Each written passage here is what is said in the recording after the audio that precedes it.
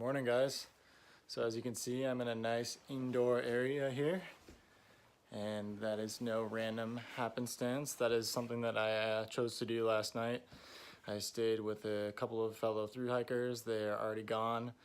I'm definitely noticing that I'm one of the slower people to get started in the beginning of the day, but that's okay. You know, I sort of buttoned up some of the loose ends and made sure the room was nice and clean, and furthermore, I had some bathroom business to attend to that I would have preferred not to have done with the two ladies here. So now that I got that out of my system, I am ready to go. Looks like it's going to be kind of a rainy day, and then it's going to turn into thunderstorms later in the day. The weather forecast says around 6 p.m. is when the shit kind of hits the fan. So I've got about 12 miles to do. Nothing crazy, but I think I'm going to get out there and get cracking. And I've got all my rain gear on, and I've got my umbrella ready to go.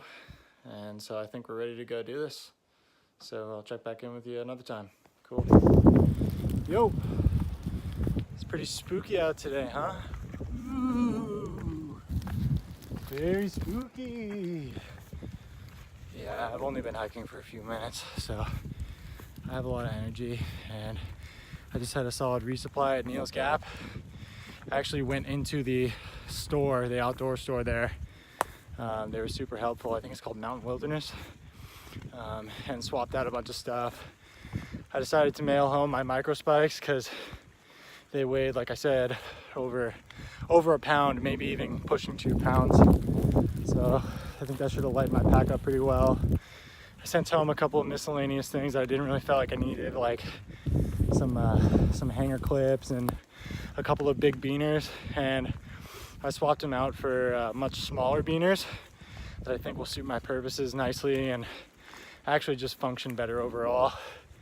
So today I'm pushing from Neil's Gap to Low Gap, which is a shelter, possibly a little beyond that, depending on what the camping situation is like and what the rain is going to do later.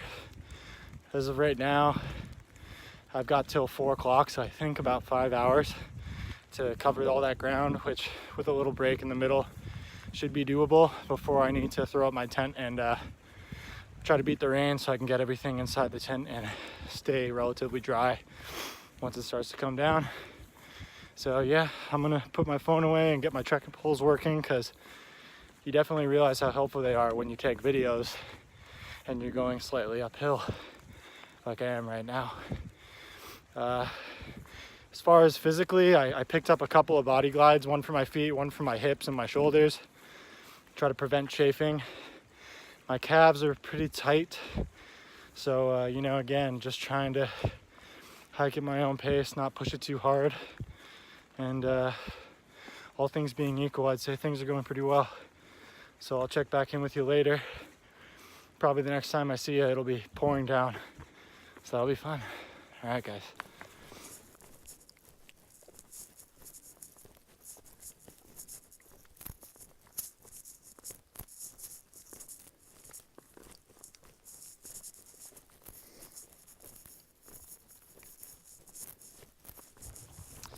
What's up, guys? So this is my second check-in during day 4.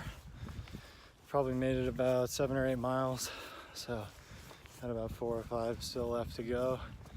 As I mentioned in my last video, I just bought a new pair of Superfeet insoles, and right now my bottoms of my feet are sort of beat up, I think because they're not necessarily accustomed to the arch that the insoles are forcing my feet to adjust to. So that was kind of a bummer, and I was feeling a little bit like I was in pain, and like it might not be such a good thing that I had gone with these insoles after all.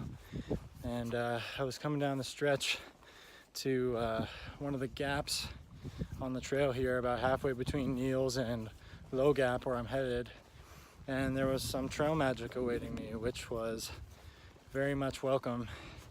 And the 3 guys who were running it were, let's see, there was King Tut, Richard or Seeker, and then Larry, who was trail named MacGyver. So the 3 of these guys had a fire going, and they were serving hot chocolate and doling out all sorts of calorie loaded sugary foods.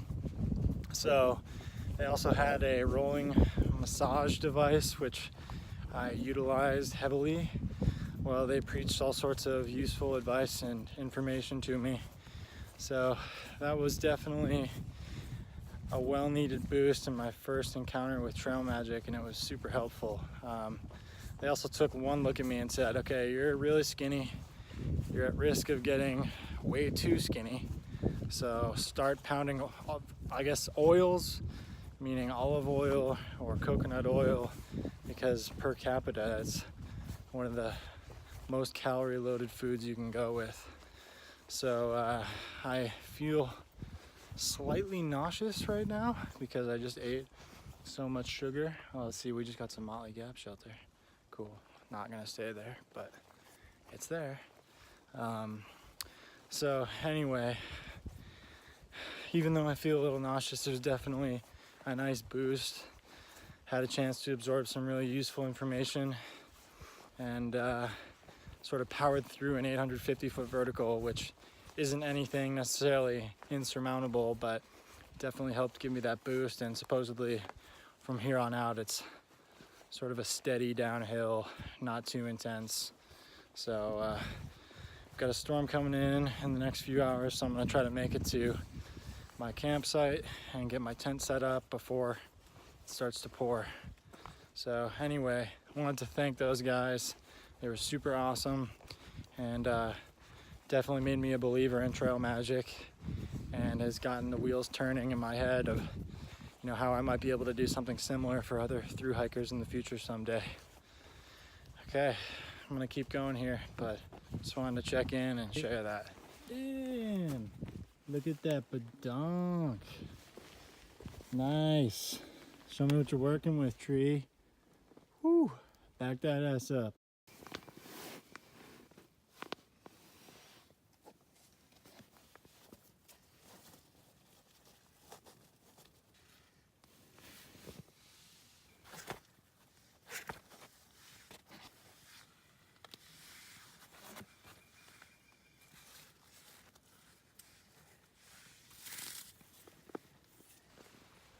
What's up, guys? So this is day 5.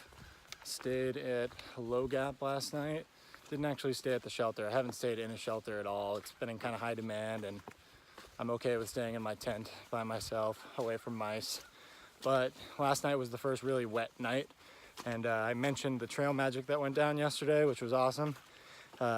King Tut hooked me up with a couple of these like chamois rags, and thank God he gave me those. I only used one of them. I have a backup as well, but I needed it every bit between last night and this morning to be able to keep things dry.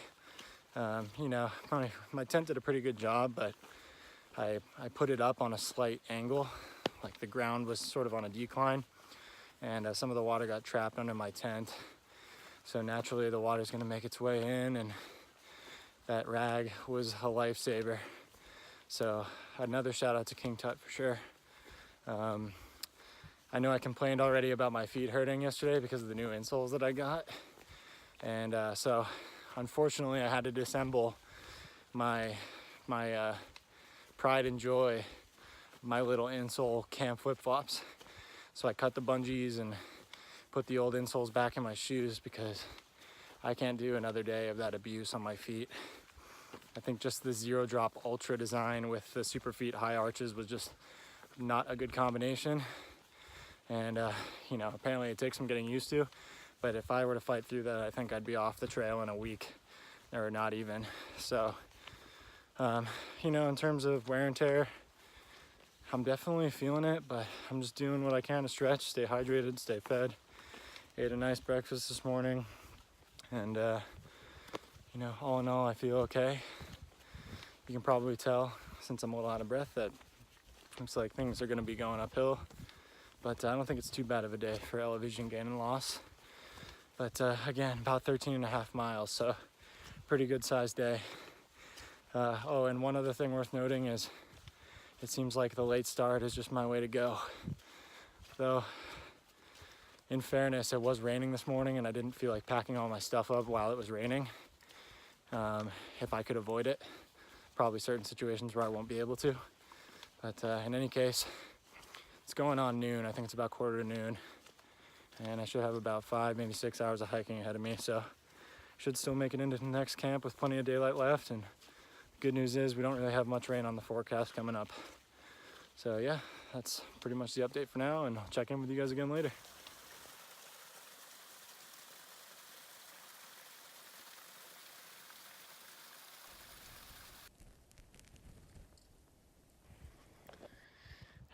Well, I'm not gonna lie, today has been tough. Like climbed, I don't know if it's accurate to say if I've climbed 3 mountains, definitely 2. But I'm almost at the end. I've got like 2 miles left, maybe 2.5. And I just came up on this view, which definitely helps sweeten the deal. You can see far out there.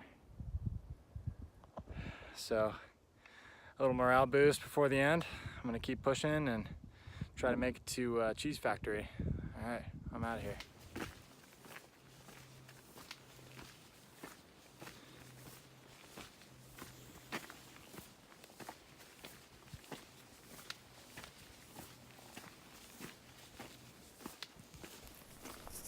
What's up, guys? So this is day 6, and I waited a little bit to take the video today because normally I take it first thing in the morning, which is fine.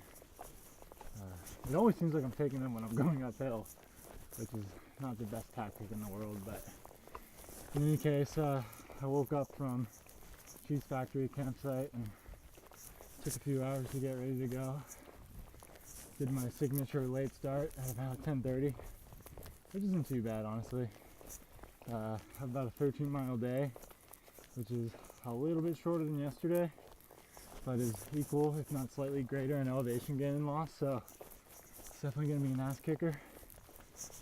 Cranked out about 6 miles already, so I got about 7 until I actually get into Hiawassee, where I will take a long-needed and eagerly awaited break for day 7.